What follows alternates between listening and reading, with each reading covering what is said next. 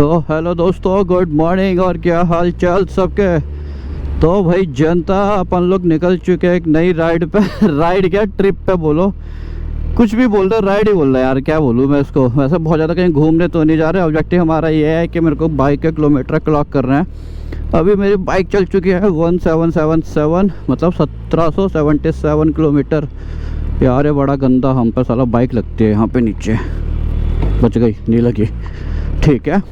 तो अभी मैं और दीपू जा रहे हैं गांव के लिए, क्योंकि अपने पास वही एक ऑप्शन है। बाकी हरिद्वार जाने का था मेरे को, बट इस बार बारिश इतनी हो रही है। बारिश की तो मैं कहानी तो मैं रास्ते में सुनाऊंगा। खैर अभी अपन लोग निकल चुके हैं, दीपू आ गया क्योंकि दीपू जा रहा है एक्सपल्स से। वैसे भी टाइम हो रहा है 10:44 और ये कोई ऐसा टाइम नहीं है अपनी राइड पे जाने का। बट कोई बात नहीं, ना जाने से अच्छा है तो जब मर्जी तब निकल जाओ। भीड़ तो अपने को मिलेगी, लेकिन क्या है कि ना, आज मैं तुम लोगों को एक नया रास्ता दिखाऊंगा। जो मतलब मैं क्या दिखाऊंगा, मैं पहली बार खुद जाऊंगा। दीपू गया उस वाले रास्ते पे पहले और कह रहा था भैया एक नंबर रास्ता है, एक नंबर, उस पर जाओगे तो मज़ा आ जाएगा आपको। बट यार मुझे एक्सप्रेस वे पे चढ़ने से पहले ना एक बार फ्यूल अप के लिए रुकना पड़ेगा, बिकॉज मेरी बाइक में रेंज है इस टाइम 81 किलोमीटर की ओनली। तो भाई अभी टाइम हो चुका है 10:32। पेट्रोल मैं डलवा नहीं पाया बिकॉज मैं कट से आगे निकल गया था। और हम लोगों ने अभी तक शायद 10 किलोमीटर भी नहीं चलाया और समझो 26 मिनट लग गए दीपू के साथ आगे पीछे करने में। इसको नहीं आना आगे पीछे करने में कि भाई चल चल ये करके। इसलिए कहता हूँ भाई साहब, इंटरकॉम मस्ट है। अगर तुम राइड पे जा रहे हो, ग्रुप राइड में जा रहे हो, तो इंटरकॉम मस्ट है। बिना इंटरकॉम के ना मतलब स्वाद नहीं आता। इंटरकॉम होता है तो तुम आराम से बातें कर सकते हो। और देखो क्रूज डाल के तुम अपनी जैकेट भी ठीक कर सकते हो, विंड वगैरह इसके ओपन कर सकते हो थोड़े बहुत। हो जा, हाँ हवा लगेगी ना थोड़ा सही लगेगा। लेकिन अभी भीड़ अच्छी खासी है। एक्सप्रेस वे पे जब चढ़ जाऊंगा तब मज़ा आएगा। अरे यार जैसे मैंने विंड खोले ना और अब मैं थोड़ी गाड़ी भगा रहा हूँ तो मेरी जैकेट एकदम पैराशूट की तरह बिहेव कर रही है। पीछे को ड्रैग आ रहा है। वैसे यार भूसा ना, मतलब ऐसी बाइक है, मतलब अगर इसको तमीज़ से चलाओ, हाईवे पे आराम से तमीज़ से चलाओगे तो तुम्हारे को ये 17-18 का भी माइलेज दे देती है। और तुम इसका बदतमीजी करोगे, समझ रहे हो ना, बदतमीजी कैसी, 100-150 प्लस वाली बदतमीजी, तो भाई साहब इसका माइलेज सिंगल डिजिट में आ जाता है। मतलब 8-9 के आसपास का भी माइलेज आ जाता है।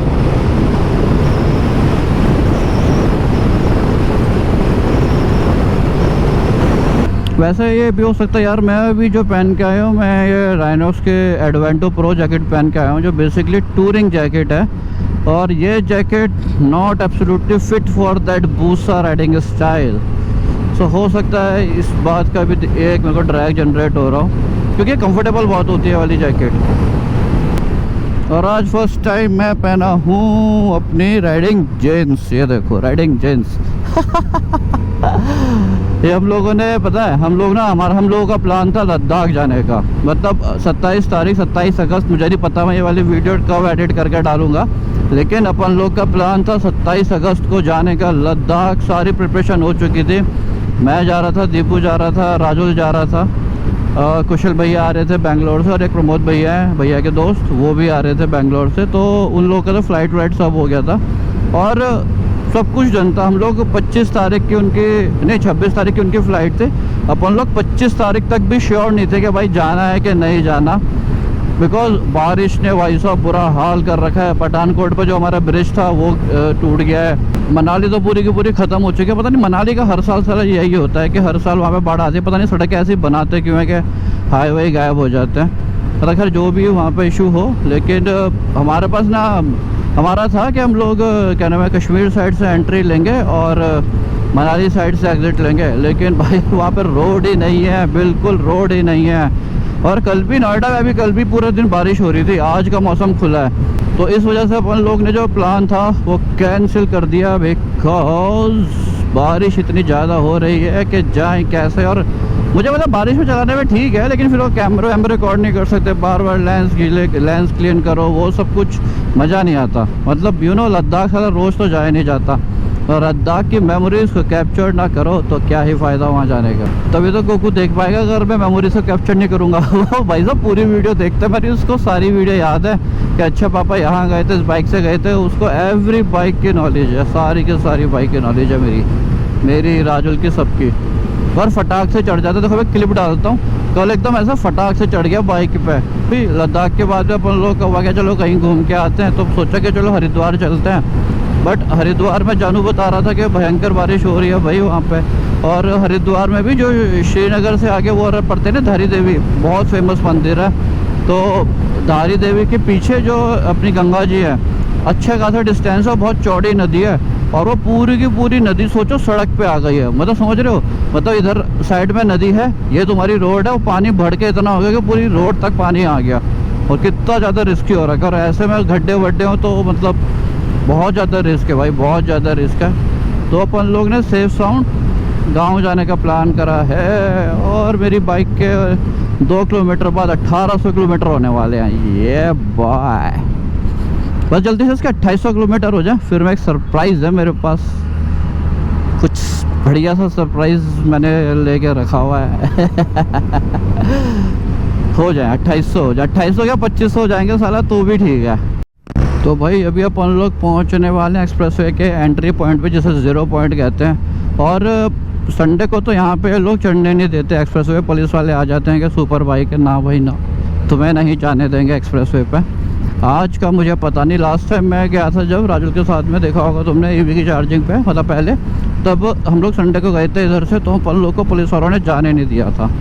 बट अभी देखते हैं यहाँ पे पुलिस वाले हैं कि नहीं हैं, या फिर संडे को ही। ओके, बस संडे के होते हैं भाई, सैटरडे को नहीं होते। तो अब तुम लोगों को संडे राइड की जगह पे सैटरडे राइड करनी चाहिए। और बाइक वाला रॉन्ग साइड आ रहा है, बट उसको नहीं कोई कहेंगे बाइक वाले को। अगर तुम पर सुपर बाइक के अपने राइडिंग गियर्स पहन रखे हैं तो ही दिक्कत है, अदरवाइज नो दिक्कत।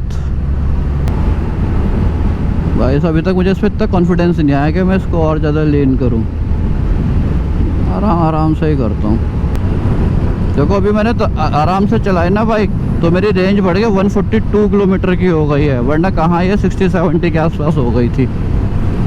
यही तो कह रहा हूँ भाई, भूसा को तमीज़ से चलाओ, इससे अच्छी कोई बाइक नहीं है टूरिंग के लिए, मतलब हाईवे क्रूजिंग के लिए, नॉट टूरिंग के लिए, हाईवे क्रूजिंग के लिए।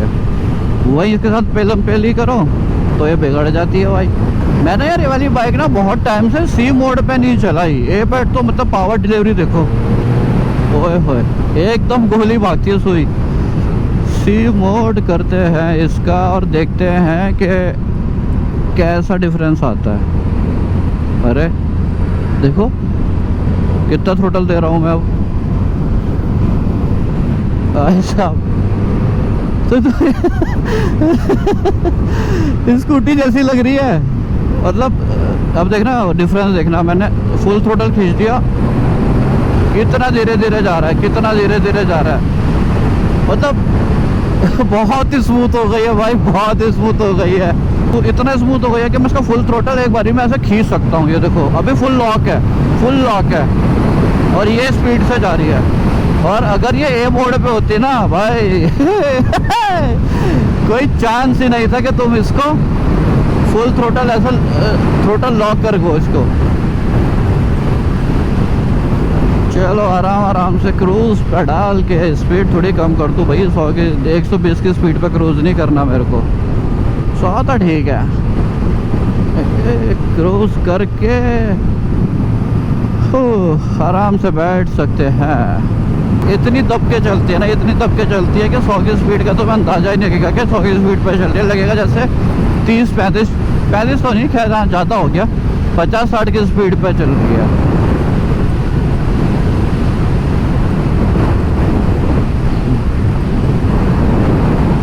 एक 150 के आसपास में लगता है कि हाँ, जैसे तुम्हें नॉर्मल बाइक में लगता है ना कि 100 की स्पीड पे चल रहे हो, वैसे इसमें 150, 170, 180 के आसपास लगता है। तब वो भी तब जब ये तुम्हारा एयर ट्रैक इतना ज़्यादा हो जाता है ना, उसकी वजह से तुम्हें फील होता है। बाकी बाइक में कोई दिक्कत नहीं होती, वरना बाइक को कुछ नहीं पता चलता कि तुम कितने पे हो। ये तो मतलब खिंचो वाला हिसाब है इसका। ये देखो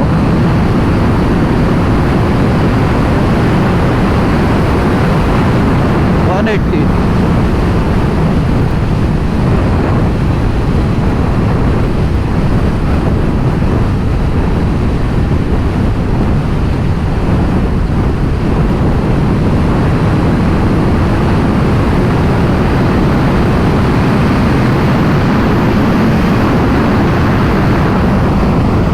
आई डोंट नो कितनी गई, बट काफ़ी गई। तो भाई का पंचर हो गया। अरे अमेची काट के पंचर किट खरीद ले भाई, टायर खोलना नहीं पड़ेगा ब्रो। स्टेपनी वाला टायर लगाया भाई ने। मज़ा नहीं आ रहा यार, इसको दोबारा से पावर मोड पे ही डालो। ए पे ये ठीक है। ओए होए ओए होए ओए होए ओए होए ओए होए, देखो सुई, देखो सुई क्या जा रही है। अरे बलिनो है भाई, निपट जाएगी। हल्की सी टच होते ही चूहा भी टच हो गया तो। दोनों बलिनो है, दोनों बलिनो। ऐसे में भैया तुम्हें रेस में पार्टिसिपेशन नहीं करना है इनके साथ, अपना आराम से चलना है। और ये डाला मैंने क्रूज और मैं घुस गया बादल के अंदर। मतलब ऊपर बादल चल रहे हैं ना पहाड़ पे। अरे यार पहाड़ी में सारे आसमान में देखो कितना सही तेज तेज चल रहे हैं बादल। पता नहीं दिखता है कि नहीं दिखता है इसमें, कोई वो नहीं है, धूप नहीं आ रही तो मौसम सही लग रहा है। बट मुझे लग रहा है कि बारिश मिलने के चांसेस हैं अपने को। अभी ना मेरा कैमरा ऑफ था और यहाँ पे ना इधर जो बगला होता है ना वो बैठा हुआ था, पता नहीं यहाँ से इधर घास की तरह बैठा हुआ था। पता नहीं उसके दिमाग में क्या, बिल्कुल मेरे यहाँ सामने से क्रॉस करके गया वो। और इससे पहले जब मैं और राजुल राइड पे आ रखे थे तब उसके सामने तो भाई मोर आ गया। तो मोर वो भी फुल साइज का, बड़े बड़े पंख जो होते हैं ना उस वाले के, वैसे वाला एडल्ट मोर वो आ गया था राजुल के सामने। उसने भी कैमरा ऑन नहीं कर रहा था, मेरा भी बंद था। हमारी स्पीड से लगभग, मतलब मैं थोड़ा पीछे था, लगभग जैसे वो क्विड जा रही है ना वो वाली, इतनी दूर हूँगा मैं। और राजू होगा लगभग 150 170 के आसपास में। तो ऐसा उसके सामने सोचो तुम्हारे सामने मोर आ जाए सडनली राइड करते करते, पता भी दिखा भी नहीं चला कहाँ से आया। तो भाई अपना कट आ गया है हाईवे मसाले वाला और मैं इधर जाऊंगा नीचे बिकॉज मुझे डलवाना है पेट्रोल। मतलब रेंज तो खैर 91 है, ठीक है, बट इतनी भी नहीं है कि मैं गांव पहुंच जाऊं। और क्या है कि ना अभी थोड़ा मैं वो कंजर्वेटिव होके चला रहा हूँ रेंज की वजह से। एक बार तेल भर जाएगा तो फिर अपन ऐसे भगा सकते हैं। वो गड्ढा तो भाई साहब अपनी बाइक का भर चुका है पेट पूरा और मेरी बाइक में आया समवेयर अराउंड 15 लीटर के आसपास। पता नहीं यार कितने लीटर का इसका टैंक है। और अभी रेंज दिखा रहा है 304 किलोमीटर की। और यहाँ से भी थोड़ा सा दूर चलते ही टोल आ जाएगा, पहला टोल। तो मैं सोच रहा हूँ दीपू का वेट कर लेता हूँ, साथ में ही टोल क्रॉस करेंगे। तो भाई जनता हम लोग पहुँच चुके हैं टोल पे। और वैसे एक बात बताऊँ, दीपू ने ना अभी लद्दाख जाने के लिए अपनी बाइक में एक्सपल्स में वो करवाया था। क्या करवाया था, अपने टायर जो थे ट्यूबलेस करवाए थे एक्सपल्स के मिस्टर मैकेनिक से। तो अभी हम लोगों के आगे इसमें जो टायर आगे डला हुआ है ये वाला, ये ट्यूबलेस टायर डला हुआ है। पहले इसमें ट्यूब वाले टायर आते हैं एक्सपल्स में। तो मैं शायद पता होगा एक बार मैं मेरी लग भी गई थी कि मैं एक्सपल्स लेके गाँव आया था फर्स्ट टाइम और इसमें पंचर हो गया था। तो भाई मेरी शर्त यही थी दीपक के साथ में कि भाई टायर ट्यूबलेस करवाएगा तो ही तू लद्दाख जाएगा वरना नहीं जाएगा। मतलब कब तक किस्मत के भरोसे खाएगा भाई, आदि कैलाश होया स्पीति होया या ट्यूब टायर में। तो अभी अपनी बाइक में भर चुका है तेल, ये बॉय। हाँ तो मैं क्या कह रहा था, मैं कुछ भी कहता रहता हूँ। वहाँ मैं बोल रहा था कि जो दीपू की बाइक में अपन लोगों ने एक्सपल्स में जो ट्यूबलेस करवाए हैं ना, तो अपना वही कंसर्न था कि यार अगर ट्यूब अगर जब पंचर हो जाता है राइड करते टाइम पे तो उसको रिपेयर करना, लगाना, टायर निकालना बहुत ज़्यादा दिक्कत है। और कुछ नहीं, मतलब अगर तुम लॉन्ग टूरिंग करते हो तो मस्ट है। और हमारा तो तुम लोगों को पता ही है, बैंकर कहीं भी कभी भी उठ के चल देते हैं। तो इसलिए हम लोग ने इसको ट्यूबलेस करवाया। वैसे शायद 5 से 6 हज़ार रुपये के आसपास का खर्चा आया है। और अपना जो आगे का टायर है वो C8 का है और जो पीछे का है वो राइस का है। प्रॉब्लम ये है ना कि इस वाले टायर साइज़ में बड़ा ही और सा टायर साइज़, आगे का अलग पीछे का अलग, आगे का बड़ा है पीछे का छोटा है। उसमें ट्यूबलेस टायर मिलना थोड़ा मुश्किल था। राइस का भी पीछे का ही आता है, आगे का ट्यूब वाला आता है। तो हम लोगों ने C8 का अपने को ऑप्शन मिला था। अपोलो का शायद आता है या नहीं आता, क्योंकि बस स्टॉक पे नहीं था। C8 का जो था ना, उसकी क्वालिटी इतनी अच्छी नहीं थी, मतलब उनको टायर देख के फील ही नहीं आ रहा था। राइस वाले टायर का फिर भी पैटर्न अच्छा है, बाकी ग्रिपिंग तो दीपू ही बता पाएगा। बट इसके बाद ये भी ऑलरेडी अम्बाला की राइड करके आ चुका है 500 किलोमीटर, 500-600 किलोमीटर की। तो उसमें तो कह रहा था कि अभी मतलब ठीक है, इनपुट इसका ओके था। बाकी तो अब जब पंचर होगा तब पता चलेगा कि भैया कैसा इनपुट है। अभी मेरे साथ क्या हुआ, मैंने इसका ये वाला गेज देख रहा था। मैंने कहा यार पेट्रोल तो फुल करवाया था, टंकी ऊपर तक भरवाई थी, साला गेज फुल क्यों नहीं हुआ। फिर मैंने बाइक बंद करके ऑन करी। मैंने कहा यार अभी भी नहीं, मतलब ऊपर गया, फिर नीचे गया पूरा डाउन, फिर ऊपर आया, बीच में रह गया। मैंने कहा यार साला वारंटी में डालनी पड़ेगी बाइक। फिर मैंने इधर नज़र गई तो नज़र आया कि तेल का तो ये वाला है, वो टेम्परेचर का है। अब देखो क्या, बहुत देर तक बाइक ना चलाओ ना तो ऐसा ही होता है। अरे बाबा,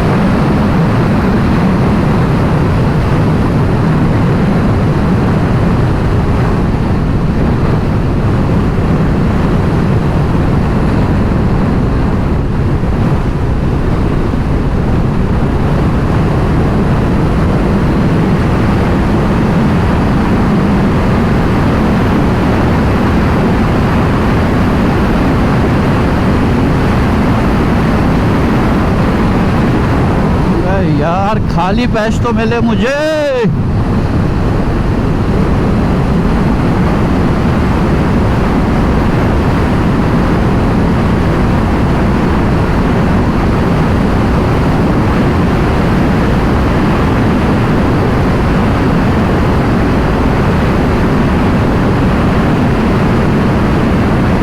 इस साइड, इस वाले पैच में चलानी चाहिए बाइक अगर तुम फास्ट रन कर रहे हो तो। सारे ही इधर चलाते हैं, ट्रक वालों को छोड़ के। ट्रक वाले सारे राइट पे चलाते हैं।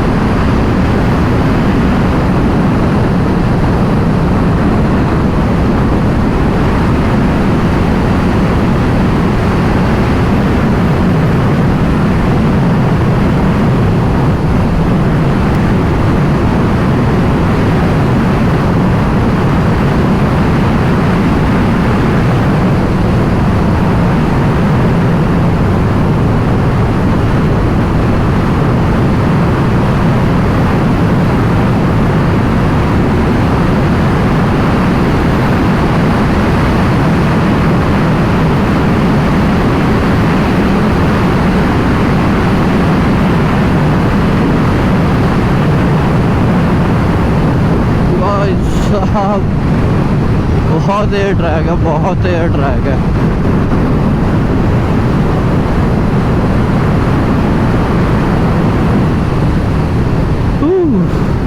अभी जब मैं तमीज़ से चला रहा था और मैंने जब पेट्रोल डलवाया था तो मेरी बाइक में रेंज दिखा रहा था 300 कुछ किलोमीटर की, है ना। और अभी मैंने थोड़ा सा इसके साथ बचपीजी करी और अभी देखते हैं, देखो 263 की रेंज हो गई। पूरा का पूरा 40 किलोमीटर की रेंज हो गई विद इन 7-8 किलोमीटर के अंदर में। और अभी मैं अगर मैं तमीज़ से चलाऊँगा ना इसको, दोबारा से रेंज इसकी बढ़ जाएगी। मतलब ये जैसे तुम चला रहे होते हो ना उसके हिसाब से तुम्हें ट्रू रेंज देते हैं, ऐसा नहीं है कि एक्सपेक्टेड कुछ भी दे दे।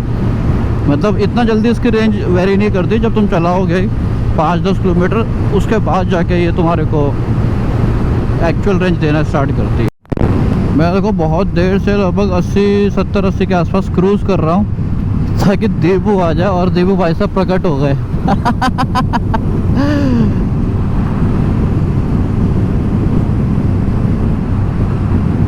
बताओ, एक्सपल्स पीछे छोड़ के जा रही है मुझे।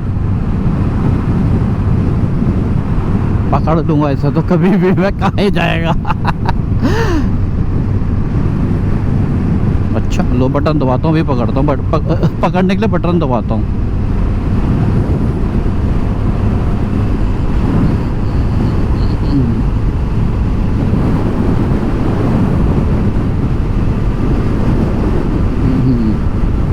सौ पे नहीं, अब नहीं भाग पाएगा ये। 100 पे कर दिया मैंने। वो भाई साहब कितनी तेज हवा चल रही है।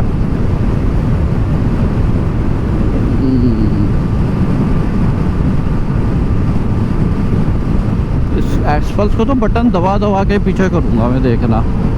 ये देखो, हो गया पीछे। हाँ भाई। अरे नहीं, कम कर लेते हैं। ओ देखो भाई साहब, देबू भाई साहब सैडलिंग करते हुए।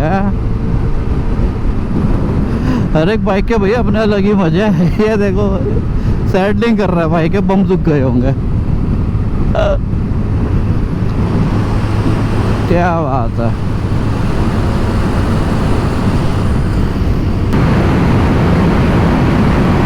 और अब मौसम गया बदल।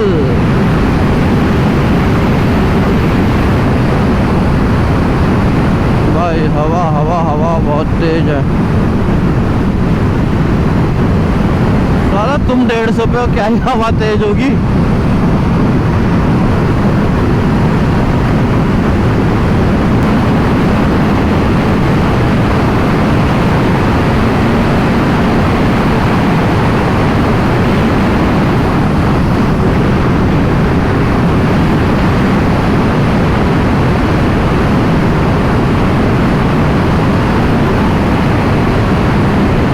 कंटिन्यूस 180 190 चला रहा हूँ भाई। और मजेदार है, और मजेदार है ये।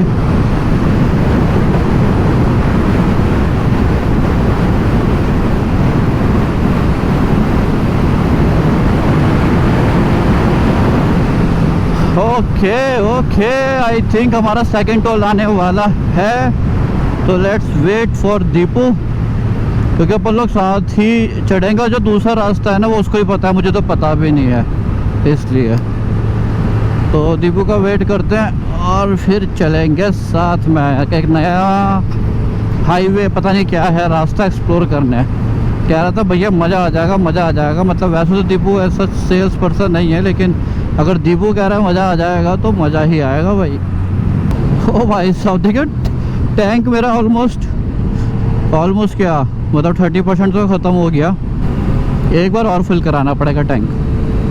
और लगभग 62 किलोमीटर मैं चला हूँ आफ्टर टैंक फुल है यार। इसको क्रूज़ पे डालने के बाद ना वो बाकी चीज़ें चेंज नहीं होती। और अपनी बाइक 1800 तो हो गई होगी यार। 1800 ओ 1900 किलोमीटर हो गए भाई। सही टाइम पे देखा, 1900 किलोमीटर हो गए। सच बताऊँ तो इस बाइक के ना 5000 किलोमीटर में, 5000 या 5500 किलोमीटर में टायर चेंज करने का टाइम आ जाएगा। और जो मुझे कॉस्ट करेगा समवेयर अराउंड 40 से 50 हज़ार के बीच में। मतलब इस बाइक को ओन करने का ना, मतलब समझो कि 5000 किलोमीटर तुम चला लोगे एक साल में, ठीक है। इंश्योरेंस, इसका इंश्योरेंस भी लगभग मेरे को 25 से 30 हज़ार रुपये के आसपास का पड़ेगा। 25 से 30 हज़ार वो हो गया, 30 हज़ार वो पकड़ लो, 50 हज़ार इसका वो पकड़ लो, टायर का खर्चा 80 हज़ार। तेल वेल तो खैर लगी है, छोड़ो उसका, तेल और सर्विस का मतलब 80-1 लाख रुपए एक साल में इसका खर्चा है। बहुत सारी कॉस्ट जो है मैंने इसमें इग्नोर कर दी। मैं रफली बता रहा हूँ, तुम्हारे को जो खर्चा आएगा ही आएगा अगर तुम 5000 किलोमीटर चलाते हो तो। सर्विस में ज़्यादा ही आएगा इसका, सर्विस होगी तो।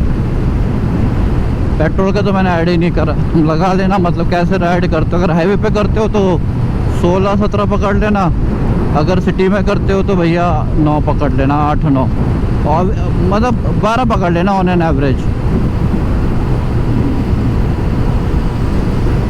बट ये जो बूसा है ना, इसकी बात ही कुछ और है। देखो सुई, देखो बस सुई क्या भागती है, क्या भागती है। ये जो बात है ना, ये बस यही है जो इन सुपर बाइक पे पैसा खर्च करने को मतलब तुम्हें मोटिवेट करेगा। सीधा सुई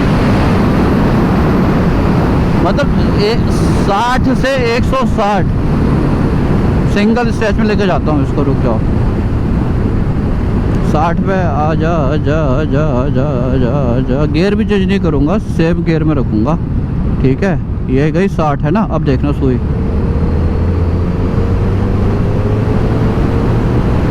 ये देखो ये देखो ये देखो। अब जो घड़ी 120 के बाद तुम देखो, अब मैं आगे देख रहा हूँ। 160 की बात हुई थी, आगे निकल गया था मैं। भाई साहब, दीपू भाई साहब लीन करते हुए आउट जाते हुए और वापस से कम बैक करा भाई ने। Very nice Deepu, very nice, impressive. लेकिन अपने बॉडी देखो उल्टी तरफ डाल रहा है। सेम ऐसे करना चाहिए, ये ऐसे कर रहा है। भरतपुर, वृंदावन, मथुरा, भरतपुर। ओके, तो भाई अपन लोग यहाँ से उतरे थे, इधर से उतरे, आगे से यू टर्न लेके आ रहे हैं, इसी डायरेक्शन में जा रहे हैं। क्या बात है। वो भयंकर भयंकर बीच सड़क पे भयंकर सांड खड़ा है वो। तेरी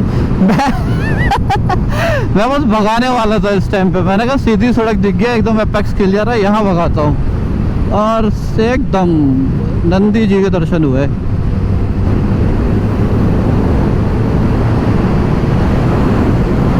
यार मानसून के बाद ना जो खेत है ना, मतलब अलग ही हरियाली हो जाती है, एकदम बढ़िया वाली ग्रीन ग्रीन। और ड्रोन से शॉट लो ना ये वाला तो और मस्त आता है। लगभग 2 हफ्ते पहले ना मैं निधि को लेने के लिए दामपुर गया था, ईवी से गया था। तो मैं वही काशीपुर हाईवे पे ईवी चार्ज करने के लिए गया था। भाई साहब वहाँ पे जो खेत हो रखे थे, नज़ारे लगी, मेरे पास ड्रोन भी था। देखो अभी मैं वहाँ की वो फुटेज डालता हूँ, कितना भयंकर ग्रीन हो रखा है, कितना बढ़िया हो रखा है। ऊपर से देखने में ना अलग ही फील आते हैं। तो फिर भी बीच बीच में घास वास से अलग है। वो तो पूरे के पूरे वहाँ पे ना शायद धान के खेत होंगे या चरी के, बढ़िया लग रहे थे। ऐसी जगह पे मेरा मन करता था ना भूसा की ना फोटो वोटो खींचूं, बट मुझे ना समझ में नहीं आता क्या कंपोजिशन बनाऊं, कैसे खींचूं। मतलब सुंदर, सच बताऊं सुंदर लग रहा है। खुला हाईवे है, स्ट्रेट है, सिमेट्री लाइन बन रही है, बगल तो यहाँ पे मक्खी पालन हो रहा है पीछे की तरफ। पता नहीं कैमरे मैंने रेट बताया क्या बताया, लेकिन वहाँ पे मक्खी पालन हो रहा था। तो मतलब सब कुछ अच्छा लग रहा है, मन कर रहा है फ़ोटो खींचने का, बस पता नहीं खींचने कैसे है। ओए बहुत सारी बकरीज बकरीज बकरीज बकरीज। ओए दीपू आके निकल गया, बटन दबाओ।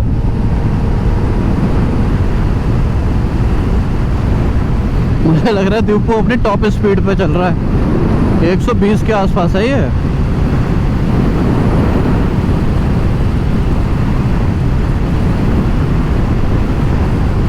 चलो कहाँ तक जाएगा।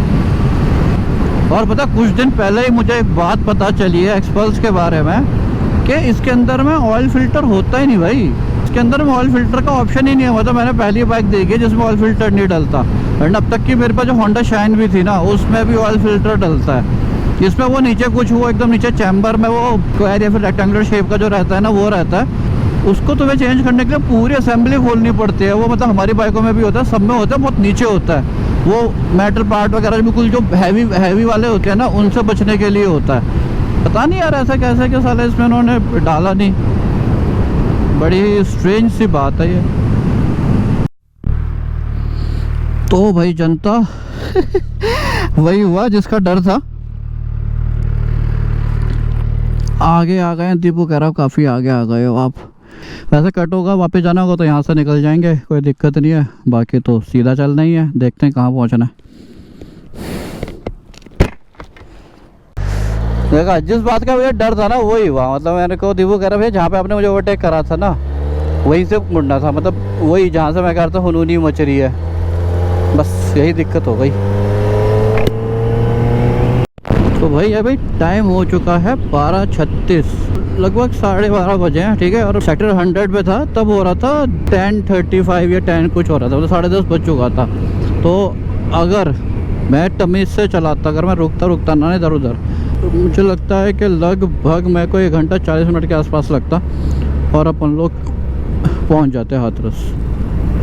हाँ, अब भी आ गए अपन लोग सही जगह पे। मैडू करके जगह आ गई, मैडू। यहाँ पर रेलवे क्रॉसिंग होती है, शायद अभी ट्रेन गई है तो हो सकता है अपने को क्रॉसिंग क्लियर मिले। That's nice. और अब मैं ध्यान रखूँगा यहाँ पे ना, पीछे वो जो ईंट बनाने वाले भट्टे हैं वहाँ से कट है ये वाला। नेक्स्ट टाइम ध्यान रहेगा।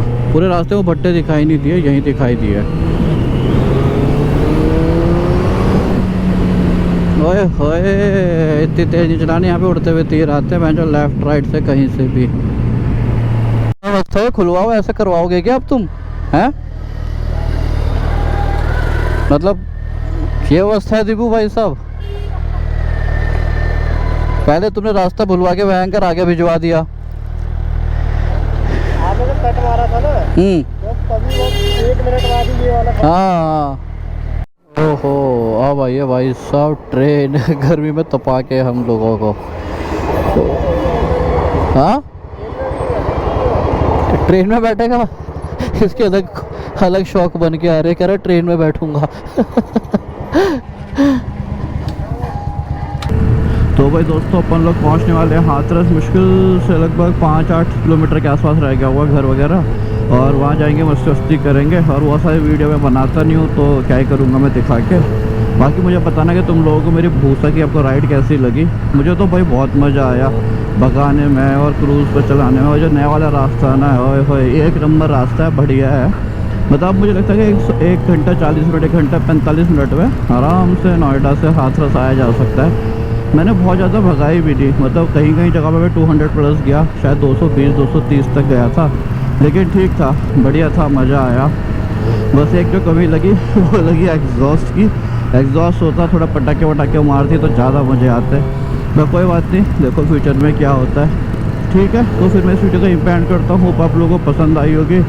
पसंद आए तो लाइक वाइक शेयर वगैरह जो मर्जी करना है कर देना। मिलते हैं किसी और वीडियो में। Bye bye.